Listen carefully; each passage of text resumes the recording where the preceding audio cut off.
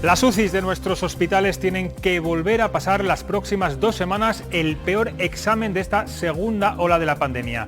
Se prevé un aumento considerable de ingresos de enfermos COVID, la mayoría de hospitales ya está suspendiendo operaciones y pese a esto SACIL dice que no habrá colapso. Tratan de mejorar a marchas forzadas la organización del personal sanitario que está ya exhausto, cansado ante tanta carga de trabajo, pero la falta de profesionales y de previsión no augura grandes soluciones para quitar presión a los que ahora son nuestros salvadores. Aquí arranca Cuestión de Prioridades.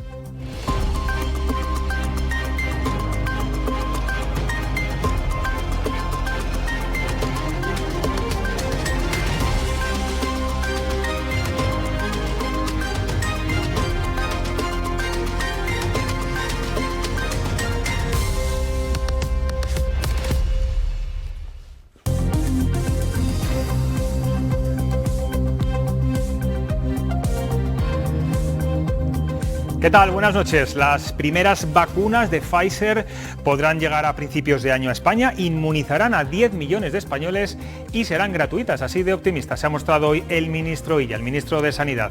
Mientras tanto, la presión asistencial en las UCIs en nuestra comunidad crecerá y mucho durante los próximos 15 días. De hecho, ya se están ocupando quirófanos. 2 ejemplos, el Hospital Río Ortega de Valladolid por ausencia de espacio y el Universitario de Burgos por falta de personal, están dejando de realizar algunas operaciones. Algo similar está ocurriendo en la mayoría de centros hospitalarios por el coronavirus. A día de hoy hay ya 220 pacientes COVID ingresados en las unidades de cuidados intensivos de Castilla y León. Celia Sánchez, buenas noches. Cuéntanos, ¿cuál es la situación real, el diagnóstico y la radiografía en estos momentos en las UCIs de la comunidad? Buenas noches, José Luis. La carga asistencial en los hospitales de la región es potente y las conocidas como UCIs extendidas son una realidad ahora mismo en los hospitales de Valladolid, Palencia, Burgos, Salamanca y León, donde el impacto de la pandemia está siendo mayor. Las operaciones se están suspendiendo en la mayoría de los hospitales de la comunidad, sobre todo en Burgos y Valladolid. Sin embargo, la actividad quirúrgica no se está viendo afectada en Ávila, Miranda de Ebro, Aranda de Duero, El Bierzo y Segovia, según ha explicado hoy la consejera de Sanidad. ¿Cuál es el perfil de los pacientes UCI en la región? Pues tienen edades comprendidas entre los 29 y los 75 años, estancias de 15 a 20 días en la unidad y fallecimientos en 1 de cada 3 ingresados. Celia, pese a esta crítica situación, el coordinador de las UCIs en Castilla y León, el doctor Blanco Varela, no prevé colapso en las UCIs de la comunidad. Tiene claro eso, que no habrá colapso, lo descarta de manera contundente, pero también dice que nos esperan 2 semanas duras en los hospitales. Le escuchamos. Pensamos que aproximadamente tendremos 2 semanas muy difíciles, en donde presumiblemente van a incrementarse los ingresos y los pacientes en cuidados en las UCIs extendidas. Permiten predecir con cierta seguridad que las UCIs extendidas y su capacidad de expansión no llegarán a colapsar en ningún momento. Hoy entrevistaremos aquí en nuestro plató al presidente del Consejo Económico y Social, del CES, a Enrique Cabero, que también le preguntaremos por la situación sanitaria, pero antes vamos a presentarles a los tertulianos de hoy. Alejandro Sarmiento, director del Museo de la Evolución Humana, ¿qué tal? Muy buenas noches. Elena Martín, periodista salmantina, bienvenida. Hola. Y Pedro Santabrígida, que te estrenas, periodista leonés. Bienvenido a Cuestión de Prioridades. Gracias, encantado de estar con vosotros. Bueno, parece, no sé si coincidís conmigo, un poco contradictorio. Estamos viendo que se suspenden muchas operaciones en los hospitales de la comunidad. Incluso el Centro Rondilla, que era el antiguo Hospital Río Ortega de Valladolid, está acogiendo a enfermos COVID de otras provincias. Sin embargo, se habla de que no va a haber colapso. Yo no sé si es muy creíble o poco creíble en un momento y en estos 15 días clave, como decía hoy la Junta de Castilla y León, donde bueno, la presión asistencial va a ser bastante elevada. Pedro. Yo creo que hay que poner todo con mucha precaución, mucha calma, todo lo que se dice del COVID, desde las vacunas a todo. Pero en general yo creo que se lanzan mensajes positivos. Se intenta animar a una población que cada vez está más quemada, porque psicológicamente la salud mental de mucha gente empieza a flaquear. Son muchos meses y no vemos el horizonte todavía. Sin embargo, creo que hay que ser optimistas. Hay remedios, se está haciendo todo lo que se puede, el personal sanitario se está trabajando al máximo y hay que ser un poco optimistas. Sin embargo, creo que hay que ser cautos y precavidos todavía. Elena. A mí me resulta complicado. Me gustaría ser también optimista y yo tiendo hacia el positivismo, pero él habla de ojalá no haya un colapso, pero la situación es la que es.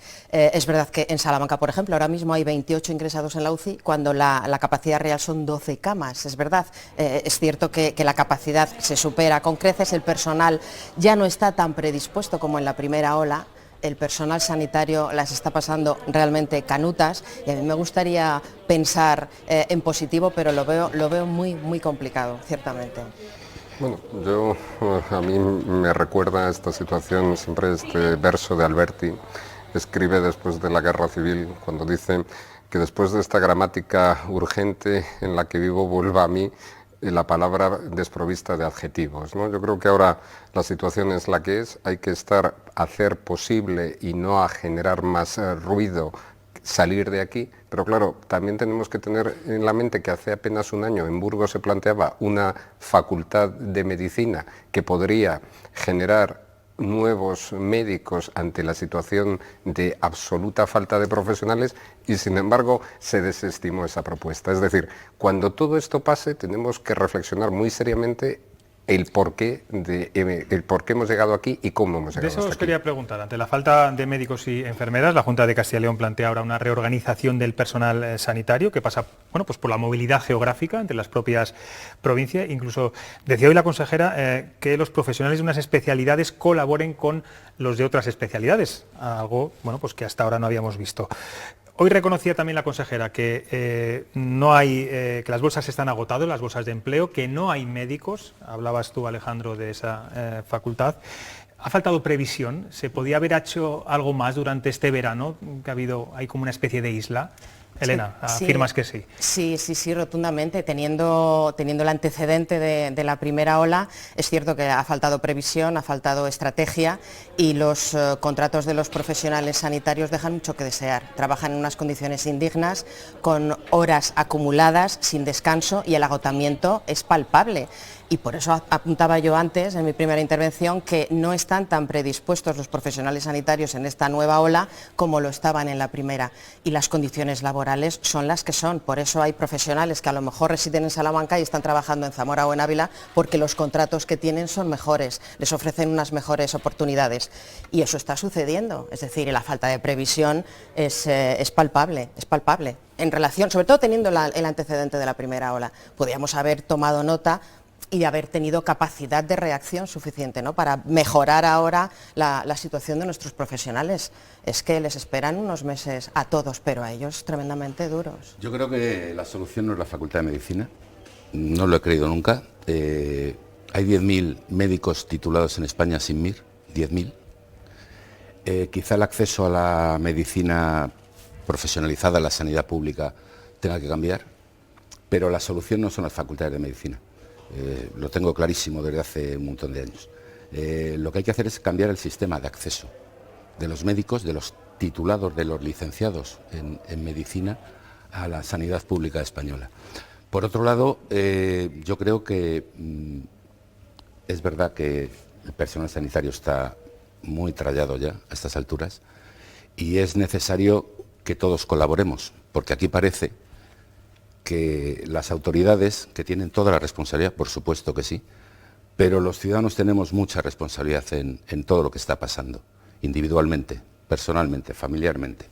Y todavía se están viendo muchas cosas que no cumplen con lo que se debe hacer en estos momentos. Quiero saber también la opinión de los tertulianos sobre la decisión del Gobierno de no bajar de momento el IVA de las mascarillas del 21 al 4%, como reclama una enmienda de Ciudadanos y también el Partido Popular, y muchos colectivos sociales. Ayer la vicepresidenta Carmen Calvo tuvo un pequeño rifirrafe con la prensa por este asunto y decía esto. Estas cuestiones son planteables, pero desde luego quien ha tomado decisiones tan importantes, tan inéditas en la política española, no puede ser acusado de no estar en la vanguardia de la protección en la crisis social que la pandemia nos ha generado. Bueno, hoy la portavoz del Gobierno ha dicho que sí, que lo quieren bajar y que lo van a pedir a Bruselas, aunque la Unión Europea ya ha advertido que no se sancionará a los países que redujeran este impuesto. El Gobierno dejaría de ingresar unos 1.500 millones de euros si se aprueba esta medida. Bueno, sería desde luego una gran ayuda en estos momentos para todos, ¿no? A problemas inéditos, soluciones inéditas, entiendo. Es verdad que es un producto ahora mismo de primerísima necesidad, de necesidad para absolutamente todos y que menos, ¿no? Que menos, que un pequeño detalle por su parte. En cuanto al tema económico y a sanciones fiscales y ayudas también, bueno, pues es un tema muy, pues para analizar tranquilamente, porque la situación es inédita. Y bueno, pues yo entiendo que las soluciones también tienen que pasar por, pues por soluciones extraordinarias. De temas económicos vamos a hablar ahora con nuestro invitado y tenemos en cuestión de prioridades al presidente del Consejo Económico y Social, a Enrique Cabero. Bienvenido. Muchas gracias, José Luis. Bueno, como ve, la situación sanitaria en la comunidad es bastante preocupante. Hablábamos antes, ha faltado previsión para poder solucionar los problemas ahora mismo, sobre todo de falta de personal en Castilla y León. Bueno, la pandemia es como es. Llegó de repente, sin avisar. No estaba preparada nuestra sociedad, ni en la gestión de los servicios públicos, ni a nivel estatal ni autonómico para una situación como esta. Yo recuerdo en la anterior crisis, cuando se hacían los test de estrés bancarios, que se medía hasta dónde podían llegar. Bueno, la pandemia se ha convertido en un test de estrés real, de resistencia de nuestros servicios públicos, de nuestra sociedad, y lo que tenemos es que tomar decisiones y aprender rápidamente de qué es lo que habíamos hecho mal hasta ahora y por dónde debe ir el avance de nuestra sociedad. Usted, que está muy en contacto a diario con las fuerzas vivas, económicas y sociales de la comunidad, empresarios, sindicatos, organizaciones agrarias, consumidores, ¿cuál es la principal preocupación que detecta estos días? Me imagino que económica, pero ¿cuál sería eso que realmente les crea más incertidumbre? Yo creo que hay dos líneas de preocupaciones. La primera es poder estar preparado para la reactivación. Las empresas tienen que sobrevivir a la crisis. Hay que articular, por tanto, nuevas medidas, nuevos impulsos para que las empresas, también las microempresas, también los trabajadores y trabajadoras autónomos puedan sobrevivir a esta situación. Y en segundo lugar, es necesario mantener los puestos de trabajo, mantener los derechos, las políticas sociales. Nadie tiene que quedar excluido. Todo el mundo debe ser capaz, por su situación durante la pandemia también, de ejercer sus derechos constitucionales y, por tanto, también ahí la iniciativa pública es fundamental.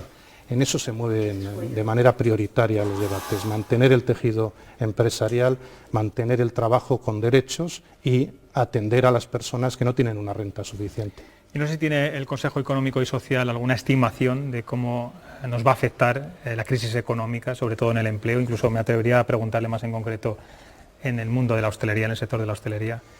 Las estimaciones son variables porque hay un elemento que todavía no sabemos cuál va a ser su alcance, que es la propia crisis sanitaria, que es el origen de esta crisis. Esta crisis es peculiar en su origen.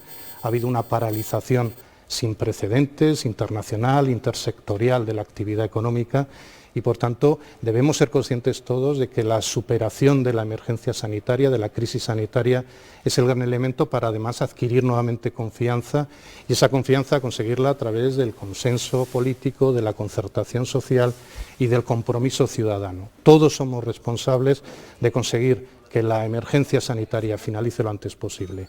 De no ser así, la crisis se va a agravar, eso es evidente. Los distintos estudios económicos de las instituciones que hacen estimaciones a nivel nacional, internacional y autonómico lo ponen de relieve.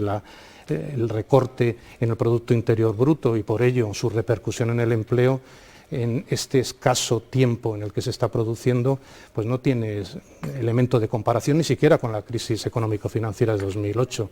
Por tanto, debemos ser conscientes de que la situación económico, empresarial y social es muy grave y debemos ser conscientes de que el elemento central para acabar con esa crisis es superar la crisis sanitaria. Mañana es un día muy importante, se aprueba ese plan de choque, sus interlocutores en el CES, en este caso en el diálogo social, empresarios, sindicatos y también la Junta de Castilla y León aprobarán ese plan de choque con esas medidas, se habla de 73 millones de euros, podría ser más. Si nos centramos en el sector hostelero, que es el que peor lo está pasando, ¿qué espera de mañana? ¿Cree que debería haber esas ayudas directas, que es la que están reclamando los bares y restaurantes, los dueños de estas empresas? Yo quiero reconocer aquí el gran esfuerzo, la generosidad, la audacia que están teniendo los interlocutores sociales en nuestra comunidad autónoma, a nivel estatal también, que está siendo fundamental, junto naturalmente con la actuación de la Junta de Castilla y León para lograr ese acuerdo. La concertación social. No es fácil, relaciones últimamente, evidentemente no es fácil, pero por eso mismo quiero reconocerlo y agradecerlo. Es fundamental el diálogo social, la concertación social, el acuerdo para la legitimación y la confianza en la salida de la crisis. Por eso sé que en el acuerdo que se firmará previsiblemente mañana, si lo tienen a bien y así lo aprueba el Consejo del Diálogo Social, es un acuerdo que tendrá en cuenta la problemática específica de la hostelería, del sector servicios en general, pero de la hostelería singularmente, porque las medidas de restricción y la propia pandemia realmente está siendo especialmente dura con este sector. Por tanto, se adoptan decisiones, pero a pesar de ser un acuerdo muy importante, como decía, no es el fin de los acuerdos. Hay que seguir negociando, hay que seguir trabajando, porque desgraciadamente tenemos meses por delante y es fundamental también el acuerdo, incluso acuerdos específicos sobre sectores, y uno de ellos ha de ser naturalmente la hostelería. Señor Cabero, en estos momentos de crisis económica y social, ¿se tienen en cuenta las recomendaciones del CES? del CES? ¿Se le tienen en cuenta sus consejos, sus informes? Sí, esta es una institución singular por su naturaleza, está en el Estatuto de Autonomía, fue de los primeros que se creó en España, cumplimos 30 años, la ley del CES cumple 30 años ahora en noviembre, y por su composición, es una composición que permite la participación social, no solo, y lo decía antes, de los sindicatos y las organizaciones empresariales que forman parte del grupo primero y segundo, sino un grupo tercero con expertos de la Junta, de las Cortes y organizaciones muy importantes en Castilla y León. Somos una gran potencia agraria y están las organizaciones profesionales agrarias, los consumidores y usuarios, la economía social, otro de los pilares fundamentales, y el grupo de enlace que se creó en 2013, donde está además el tercer sector social. Hemos tenido el primer foro social del CES recientemente y ahí se ve el gran sector social, el gran tercer sector que tenemos en Castilla y León. Las propuestas que de ahí emanan son propuestas que salen de un diagnóstico real, se conoce la realidad del día a día y, por tanto, las recomendaciones, que son muchas, que transmitimos a la Junta y a las Cortes de Castilla y León, son recomendaciones que se tienen en cuenta en un porcentaje, naturalmente, no al 100%, como es natural, porque la acción de gobierno y legislativa es otra, pero sí se tienen en cuenta. Usted dijo hace unas semanas, en la presentación de la memoria del CES en las Cortes de Castilla y León, lo ha dicho también ahora, que es vital que las instituciones públicas trasladen confianza y apeló al consenso político. Dos preguntas le voy a hacer. Una, ¿están las instituciones en estos momentos creando certidumbres y esperanza y a los ciudadanos? Porque mucho me temo que los ciudadanos no lo ven así. En las crisis un elemento clave es la pérdida de la confianza y ese es un gran problema. Por eso tenemos que trabajar conjuntamente, instituciones y ciudadanía, para conseguir esa confianza. El otro día, en esa comparecencia en las Cortes de Castilla y León, le resumía nuestras recomendaciones en 4 palabras: confianza, concertación social, consenso político y compromiso ciudadano. Esas 4 palabras, que son 4 ejes fundamentales, son los que nos pueden hacer salir de la crisis, porque es verdad que cuando la situación es muy difícil, la confianza es difícil de mantener, y sobre todo cuando no se sabe dónde termina la situación sanitaria, que es la que genera esta crisis, pues también. Pero me parece que la confianza la da el acuerdo político, el acuerdo social y el compromiso ciudadano, para que, ayudándonos entre todos, seamos capaces de salir. Habla de acuerdo político y el Partido Socialista, el que ha sido su partido, no sé si sigue siendo militante, sí, del partido, el que es su partido, ayer rompía las relaciones en un momento delicado con la Junta de Castilla y León. ¿Qué le parece? En Castilla y León ha habido un pacto político importante, ahí ha habido también un gran esfuerzo, también lo he reconocido y lo agradezco aquí, el esfuerzo que hicieron la mayor parte de los grupos parlamentarios, de los partidos con representación en las Cortes, para llegar a ese pacto. Luego no es fácil, usted mismo lo decía.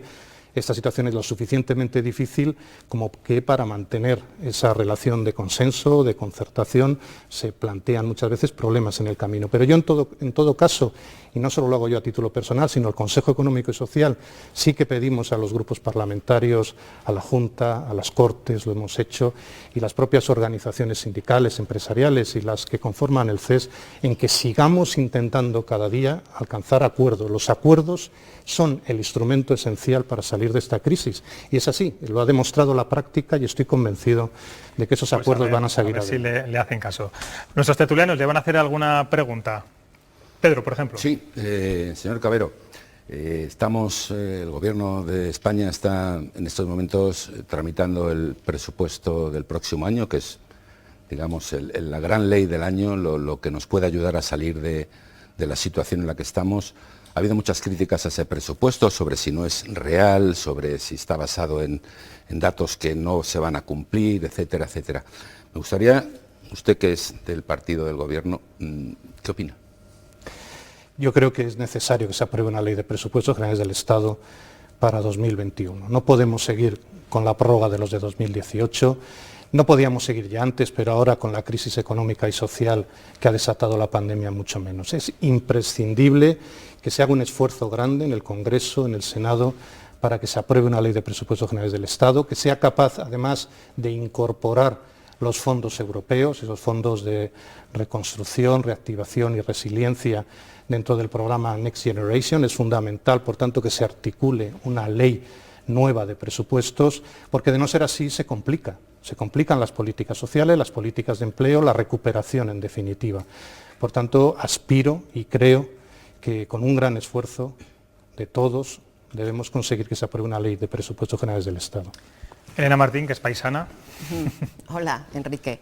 A mí me gustaría saber que si con 30 años de existencia que tiene el CES, con todos los informes, los estudios que se han elaborado en el campo social y económico, la despoblación, que sigue siendo uno de nuestros principales problemas, a los que no se le logra meter mano de una manera definitiva, yo no sé qué es lo que falla, porque entiendo que todos esos estudios que se realizan, pues de ellos se tienen que extraer una serie de consecuencias, ¿no? y de conclusiones. ¿Por qué no se aborda de manera definitiva una solución a ese problema tan grave como es el de la despoblación en Castilla y León? La despoblación es que no es un problema separado del resto, sino que la despoblación es un asunto estructural, transversal. Todas las políticas que adoptamos tienen que ir dirigidas al reto demográfico, a la fijación de población, a la captación de más población, todas, porque al final si se produce la despoblación de un territorio es porque no hay oportunidades económicas, no hay servicios públicos, no hay empleo y por tanto debemos revertir toda esa tendencia para poder hablar de reto demográfico, para poder superar el problema de la población. Desde el CES se han hecho propuestas, se sigue trabajando en esa línea, pero de manera estructural, configurando realmente lo que necesitaría nuestra comunidad. Y el otro día lo hablaba en las Cortes y lo vuelvo a proponer. Nuestra comunidad necesita un plan estratégico de comunidad que se elabore de manera participativa, con un amplio pacto político y social, de tal manera que sepamos cuáles son los objetivos claros, cuáles son los ejes fundamentales de la acción política en el medio y en el largo plazo. Yo sé que la acción del Ejecutivo y del Legislativo, y más ahora con la pandemia, se queda muy de cerca en el corto plazo porque hay que dar respuesta a muchos problemas, pero en política es imprescindible que abordemos el medio y largo plazo porque hay decisiones que solo se consiguen los resultados en el medio y en el largo plazo. Alejandro. Pues lo cierto es que yo, escuchándole, me acordaba de Eudald Carbonell cuando nos dice siempre en el Museo de la Evolución Humana la necesidad de adoptar una conciencia crítica de especie. Desde esa conciencia crítica de especie y desde la atalaya especial que le da el CES, y hablando de ese plan de transformación que requiere la comunidad, ¿qué transformación ve usted cuando esperemos que esta peste del COVID nos abandone? Lo decía antes, me parece que la pandemia ha sido un buen test de estrés, desgraciadamente, de nuestra sociedad, de nuestras instituciones, de nuestros servicios públicos, incluso de la actividad empresarial. Por tanto, debemos extraer consecuencias. ¿Y cómo se extraen esas consecuencias? Analizando con expertos, analizando con participación social, analizando con diálogo social y con acuerdo político, cuáles son los principales defectos que hemos podido detectar por la pandemia, cuáles son aquellos puntos en los que nuestra sociedad ha hecho agua. Y es que realmente hemos estado a punto de hundirnos en varias ocasiones. Tenemos que no solo taponar las entradas de esas vías de agua, tenemos que construir y transformar, que es lo que quiere el plan europeo. Y por eso en el CES hemos aprobado la semana pasada una ponencia que se va a dedicar a fijar esas orientaciones estratégicas inmediatas con vistas a que se pueda convertir también en una referencia para ese plan estratégico al que antes me refería. Pues Enrique Cabero, espero que los políticos le hagan mucho caso. Yo me temo que no se lo están haciendo mucho últimamente, por las pruebas nos remitimos, y que esos informes, bueno, pues que desde luego que surtan efecto en el gobierno regional. Gracias por estar aquí. Muchas gracias por invitarme, un placer estar con ustedes. Bueno, terminamos esta primera parte del programa. A la vuelta, ya saben, le decimos la pregunta y les preguntamos sobre si se tienen que mantener las casas de apuestas abiertas una vez que se ha obligado a cerrar a bares y restaurantes. En 5 minutos volvemos.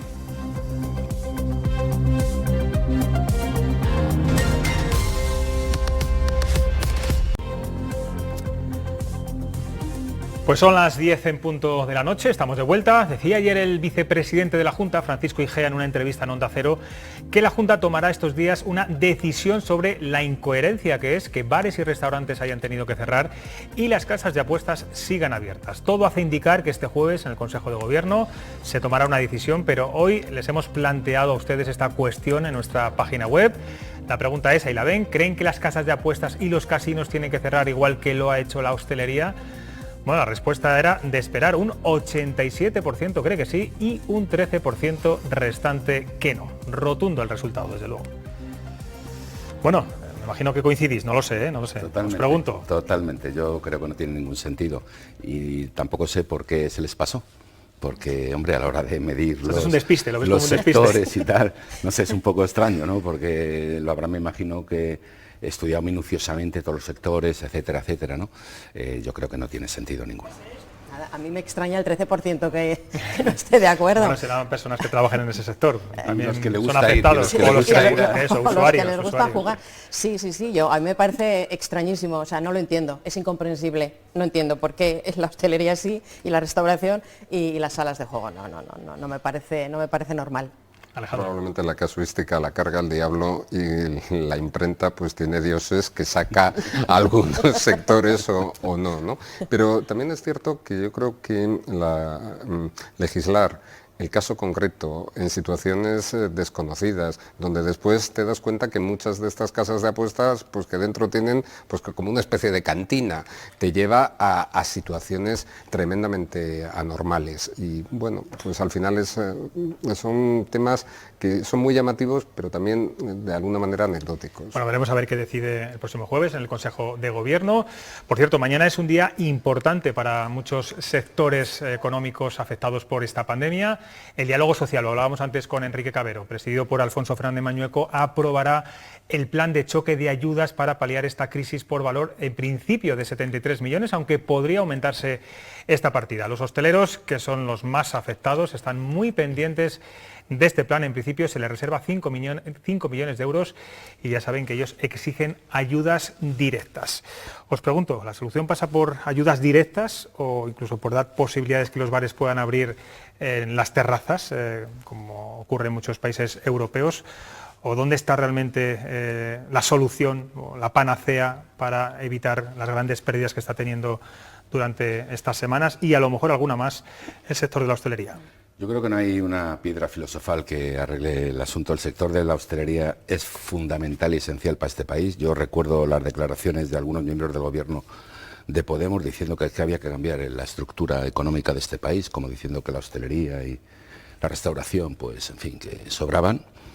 No es así. Yo creo que toda ayuda es poca. También creo que es conveniente que dentro de porque el dinero no va a llegar para todos, porque es así. Se estudie bien a quién se le da, porque no es lo mismo un local de hostelería que esté respaldado, que tenga fondos, que tenga, por decir un ejemplo concreto, que no tenga que pagar el alquiler, porque el local es mío, al que lo tiene que pagar o al que está empezando. O sea, creo que también hay que discernir mucho el escaso dinero que va a haber, porque por muchos millones que hablemos, no va a llegar para... Es muy complicado esto que dice Pedro, ¿no? Al final... Sí, pero hay que buscar fórmulas para ayudar en realidad al que más lo necesita.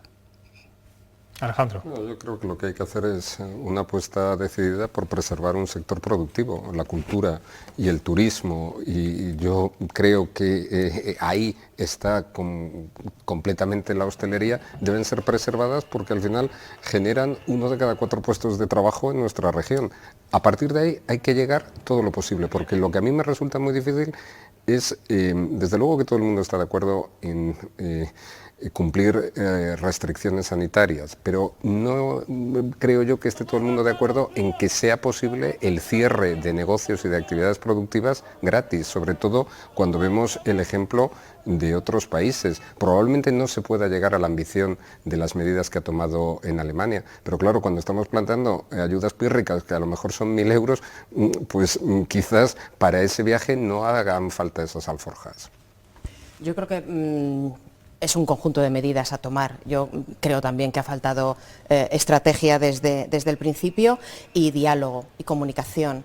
Ya lo hemos expuesto aquí en alguna ocasión, comunicación entre la Junta y el sector. Y yo entiendo que las medidas tienen que ser varias. Ayudas directas, no sé si rebaja de impuestos, reinventarse también, porque va a haber parte de hosteleros que van a tener, y ya lo están haciendo de hecho, que se están reinventando, pues darle vueltas a la posibilidad de seguir manteniendo un negocio de otra manera distinta, porque esta crisis nos ha traído la reinvención para muchísimos sectores, para muchos profesionales, y la hostelería es una de ellas, y lo estamos viendo, y se agradece el esfuerzo que están haciendo, pero no es suficiente, es verdad. El otro día hablaba el gerente de un restaurante en Salamanca aquí, le entrevistabais en directo y decía que no van a aguantar más de 14 días. Los 14 días van a ser suficientes. Sonaba un poco amenaza, pero es que yo entiendo el cabreo que tiene que haber en el sector, las consecuencias que está habiendo para muchas familias, el cierre de los negocios, y yo entiendo que tiene que haber una estrategia global y que abarque varios puntos, ¿no? Mañana veremos a ver qué se aprueba en ese diálogo social, ese plan de choque, si se sienten cómodos o no los hosteleros. Y en medio de tanta pandemia, soluciones sanitarias y ayudas económicas, el PSOE rompe las relaciones con la Junta, pero Podemos cree que no es el momento oportuno para hacerlo. Escuchamos al presidente de la Junta y a los líderes de la oposición. Si en algo han insistido las sociedades científicas, los sindicatos médicos, los profesionales de la sanidad, es que la sanidad no debe ser ariete político, y menos en estos momentos. El Partido Popular y Ciudadanos nunca tuvieron la intención de pactar nada en materia de sanidad pública. Lo que han querido desde el principio es seguir imponiendo su modelo, de forma repugnante además, aprovechándose de la pandemia, para por la puerta de atrás imponer las reformas que cuentan con la oposición de todos, del territorio, de los alcaldes, de los profesionales, de los sindicatos, de todos. Hace mucho tiempo que desconfiamos de la palabra de la Junta, pero consideramos que en este momento es tiempo de intentar llegar a acuerdos, es tiempo de, sobre todo, intentar conseguir consensos que refuercen la sanidad. Os pregunto, ¿está Pablo Fernández de Podemos intentando, de alguna forma, ser el interlocutor de la Junta, el interlocutor de la izquierda en estos momentos, claro, o no es el momento, como él dice? No, yo creo que está haciendo bien, es decir, está ocupando un espacio que no ocupa el partido mayoritario de la oposición. O sea, yo creo que estratégicamente es lo que debe hacer. No obstante, yo creo que debería ser obvio que la sanidad no estaría en la pugna política, o no debería estar en la pugna política, ¿no? Yo creo que lo que ocurre en Castilla y León viene de las elecciones últimas. Es decir, lo ocurrido en las elecciones últimas, el partido que ganó las elecciones, que fue... Bueno, pero ya se firmó un pacto para reconstrucción. Sí, pero no lo han superado, no está superado. Es un tema que yo creo que va más allá de lo político, incluso llega a lo personal. Porque es la manera de expresarse, las palabras gruesas que utilizan a veces. Se pueden decir las cosas de muchas maneras, ¿no? Elena, ¿lo compartes? ¿Crees que hay cierto nerviosismo en el Partido Socialista de Castilla y León para hacer estos desmarques ahora? Me sorprende la declaración de Pablo Fernández, pero me gusta pensar que apuesta también por el diálogo. Yo entiendo que el pacto por la sanidad tendría que ser innegociable, porque tendría que ser algo instituido entre todas las formaciones políticas, formado entre todos ellos, pero bueno, entiendo que la cara de los ciudadanos al escuchar estas trifulcas entre unos y otros tiene que ser de espanto, porque ahora mismo la prioridad es otra, más que la guerra política entre unos y los del otro bando, ¿no? Alejandro, ¿no es el momento para esto? Bueno, es que es evidente que no es el momento, yo vuelvo a Alberti, no es el momento ahora de los adjetivos, es el momento de las palabras puras, pero también es el momento de que lo urgente no nos haga perder de vista lo necesario. Y yo vuelvo a discrepar con lo que has dicho antes, aquí, ahora mismo en las universidades de Castilla y León, estamos seleccionando para estudiar medicina a 1 de cada 15 aspirantes. Y nos quejamos esta mañana o ayer, se quejaba la consejera, que no hay médicos por ninguna parte. Claro, lo que necesitamos es tener unos servicios públicos robustos y tener una estructura educativa capaz de tener médicos suficientes para atender el sistema, cosa que actualmente no existe, y eso es una debilidad estructural. Y lo que no podemos es quedarnos en lo accesorio, en lo urgente, desdeñando lo necesario. No obstante, te recuerdo que tenemos 2 facultades de medicina en Castilla y León, claro, bastante importantes, por cierto, y que por otra parte tienen de los mejores resultados MIR. Pero si es que, vamos a ver, es que una cosa no quita la otra. La Facultad de Salamanca y la Facultad de Valladolid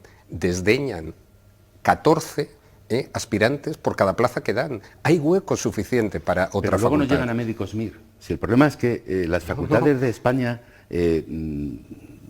licencian a un montón de estudiantes, pero luego no hay plazas suficientes MIR y no pueden ejercer la profesión. Hay miles de licenciados en España que no tienen plaza MIR y no pueden ejercer, salvo en alguna institución privada que se lo permiten. No sé exactamente por qué. Pero es así. Y de hecho, en España somos los primeros exportadores de médicos de Europa.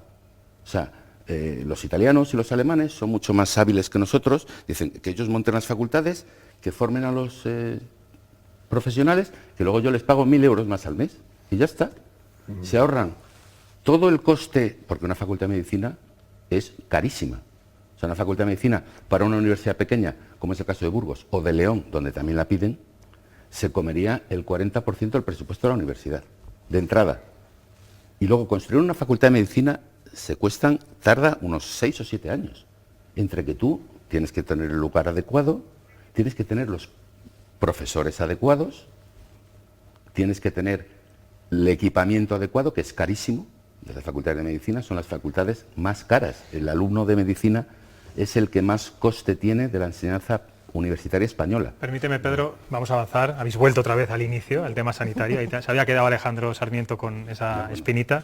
Pero vamos a hablar también de inversiones, porque hablando de inversiones, ayer el consejero de Fomento, Juan Carlos Suárez Quiñones, afirmó aquí en este programa, en cuestión de prioridades, que prevé que vuelva la inversión en obra pública pese a la crisis. Lo decía así.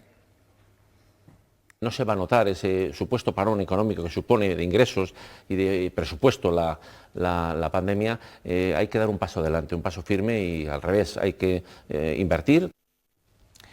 Bueno, pues el líder de Podemos, volvemos a hablar de Pablo Fernández, se ha mostrado hoy muy crítico con estas palabras y respondía así al consejero de Fomento. En la situación actual, lo que hay que hacer es rescatar a las personas y no construir carreteras. Nosotros entendemos que si hay tanto dinero, como dice el consejero de Fomento, para afrontar inversiones en infraestructuras, ese dinero debe priorizarse para rescatar al sector de la hostelería, para rescatar a trabajadoras y trabajadores. ¿Es compatible ayudar a los que peor lo están pasando y a la vez invertir en obra pública, que como dice el consejero también crea empleo y riqueza? No. No. No, porque es una cuestión de prioridad, y la prioridad ahora mismo es la salud, por encima de cualquier otra cosa, por encima de cualquier otra cosa. Es decir, no podemos invertir ahora en infraestructuras cuando hay gente que está pasando hambre y que se va a pasar más hambre, gente que se está quedando sin trabajo, gente que va a perder sus casas. Es decir, cuando hay comunidades que han congelado sus sueldos, por ejemplo, de cara a 2021, países en los que el gobierno dona el 20% para paliar, para la lucha contra el COVID. O sea, no podemos ir aquí de espléndidos y decir vamos a construir, vamos a crear infraestructuras. No, es que yo creo que la prioridad ahora mismo es otra, y la responsabilidad no solamente pasa por el individuo y la sociedad, sino sobre todo por los políticos, que son los que tienen que empezar dando ejemplo. Lo que pasa es que el consejero de Fomento es verdad que lleva sin inaugurar una carretera mucho claro. tiempo, lleva Sí. la segunda con esta como consejero. Yo creo que debería y la ser crisis compatible. Es evidente que lo principal son las personas y las necesidades más perentorias, es obvio, pero yo defiendo la obra pública, porque si no mandamos a mucha más gente al paro. Y creo que la obra pública no solo es hacer carreteras, que es el gran paradigma de la construcción. Hay muchas más cosas, centros de salud, colegios, etcétera, etcétera. O sea, la obra pública son muchas más cosas. Facultades de medicina también. Facultades de medicina, por ejemplo. Yo creo que ahí es el Ejecutivo el que tiene que valorar y priorizar. Yo creo que la obra pública es muy importante en estos momentos. Alejandro. Pues a mí me ha hecho mucha ilusión las palabras del consejero, porque después de la desilusión que me he llevado viendo las partidas que tienen los presupuestos generales del Estado para Burgos, que son los que conozco, donde llevamos esperando el AVE, en fin, en el mismo andén del tren de Aranda, pues imagínate. No sé, yo al final lo que creo es que los territorios para poder desarrollarse necesitan inversiones. La inversión en obra pública, y esto, en fin, lo decía Keynes, es una forma inmediata de atajar la pobreza y de generar desarrollo, y desde ahí es donde tenemos que empujar, claro que sí. Bueno, pues como cada martes tenemos también la mirada del estudiante. Vamos a ver qué opina nuestro universitario Andrés Gómez sobre el confinamiento, el toque de queda, la vacuna, etcétera, etcétera.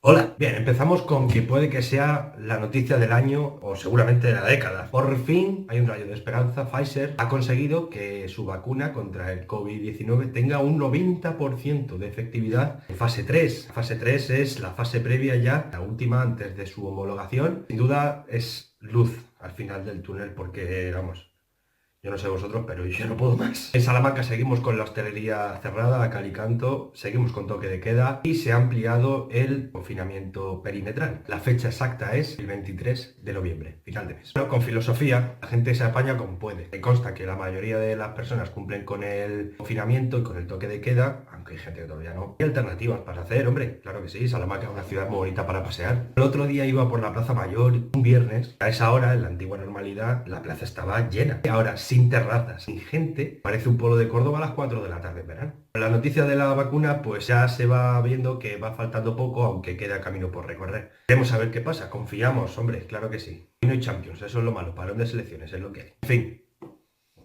Adiós. Una plaza de un pueblo de Córdoba, ha dicho, ¿no? A las 4 de la tarde, bueno. Oye, pero qué fotos más bonitas se hacen ahora de la Plaza Mayor. ¿Verdad? Sí, sí, estamos viendo imágenes inéditas, desde luego. Exacto. Inéditas. Bueno, muy optimista nuestro estudiante. Yo no sé si Andrés Gómez, como estudiante de periodismo que es, ansía trabajar en el Mesetarian Review. En cualquier caso, vamos a ver la portada de mañana de este gran periódico.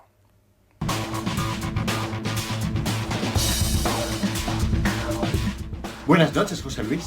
¿Qué das color a lo gris? La edición de mañana de Mesetarian Review lleva en portada la valoración de líderes políticos de Castilla y León. Valoración que solo aprueba Alfonso Fernández Mañueco con un 5,1. Le siguen Francisco Igea con un 4,6 y Luis Tudanca con un 4,3. Según esta valoración, el líder peor valorado por los castellanos y leoneses es Pablo Fernández, de Podemos, con un 3,2. Esto es la última vez que se hace, pues a partir de ahora, gracias al nuevo plan contra la desinformación del gobierno, serán los políticos los que nos pongan nota a los ciudadanos. En Mesetarian Review, nuestro horizonte eres tú. Bueno, todo puede ocurrir, todo puede ocurrir. No nos faltaba. Os pregunto, así una valoración rápida, ¿qué os parece esta decisión del gobierno de controlar la desinformación de los medios de comunicación? Pues hombre, cuando se hace sin tener en cuenta a los periodistas me parece muy gracioso, ¿no? Yo creo que, no sé, deberían contar por lo menos, no sé si con asociaciones, colegios de periodistas, los profesionales. Bueno, igual se ha querido evitar sabiendo más o menos qué es lo que íbamos a opinar, ¿no? Bueno, ya veremos a ver cómo caminan, ¿no? La Federación de Asociaciones de Periodistas y todos los colegios profesionales están muy al tanto a ver por dónde va a derivar el asunto, pero a mí no me gusta nada. Pedro. En fin, no sé lo que decir en estos casos. Yo creo que quien intenta controlar la información, los medios de comunicación, la opinión, la libertad de expresión, etcétera, etcétera, me da muy mala espina en términos generales. Yo creo que está la justicia que tenemos para litigar cualquier tipo de asunto suficiente. Lo demás me parecen proyecciones peligrosas. Alejandro, tú que no eres periodista, eres más ajeno a todo esto. Pues es que ¿a qué te huele? Pues a mí me huele a una norma de carácter radicalmente inconstitucional. Eso es a lo que me huele. Y luego lo que me parece también es que tenemos que tener mucha confianza, como decía Pedro, en el Estado de Derecho y no contribuir al alboroto, porque en muchas ocasiones también uno oye determinados debates y determinadas, en fin, de filípicas míticas de personajes que lo único que contribuyen es en los peores momentos a generar aún más crispación. Entonces, el silencio, que es fantástico. Sí, a veces son globos sondas que despistan desde luego de otros temas. Bueno, se nos acaba el tiempo. Alejandro, Elena, Pedro, gracias por venir a Cuestión de Prioridades. Volveréis en cualquier otro momento y a ustedes, pues lo que les digo siempre, mañana a las 9:30 aquí estamos en Cuestión de Prioridades. Hasta mañana.